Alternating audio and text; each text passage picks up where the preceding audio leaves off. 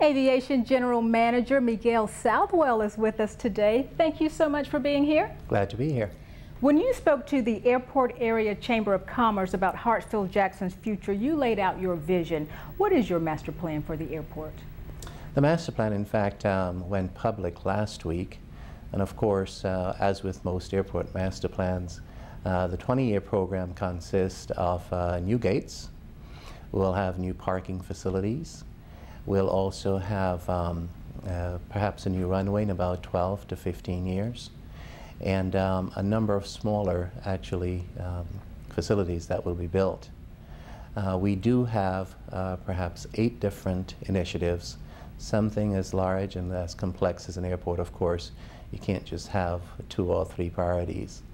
Our priority, of course, is developing cargo so that we can create jobs during that time when passengers are not flying, between the hours of 11 p.m. and 6 a.m. in the mornings. You can't do all of those things without talking about how you're going to fund those projects. Just the master plan alone with all those facilities is a multi-billion-dollar program, and so we have to talk about things that we can do to increase the revenues at the airport without having it be a burden on the airlines that operate at the airport. And that is why, as a part of the master plan, we're looking to build additional parking facilities as a priority. We have 33,000 parking spaces on the airport. It's our biggest revenue generator, about $120 million a year, but we also have some 20,000 off-airport parking spaces. So with the development of those new parking spaces, of course, we'll have a significant capacity to grow revenue. The airport now has free Wi-Fi. What kind of feedback have you gotten from travelers about that free service? The feedback has been outstanding. Of course, this has been one of Mayor Reed's top initiatives. And since it has been implemented, of course, the complaints are down significantly. When customers were actually surveyed prior to the free Wi-Fi and asked about the customer service at the airport, Wi-Fi was actually more than a third of the complaints or recommendations that were made by our customers. So in one fell swoop, in implementing free Wi-Fi, we have actually moved to delight our customers. The 2014 Bird Strike Committee Conference was recently held at the airport, where a group of aviation and wildlife experts learned how to manage birds and other wildlife that may encroach on airport landscaping. Tell us a little bit about that conference. Well, I believe the conference was a great success. We were honored to host that conference here, and it's not your typical conference that people think about. But as I think you well know, that birds can be a danger to aviation.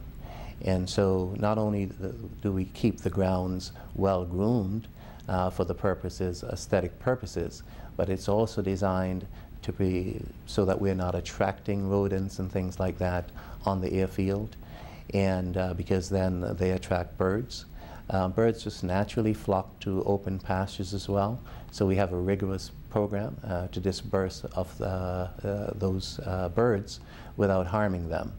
And that's the key. You want to be very friendly to the environment. At the same time, however, safety has to be the main focus of the airport.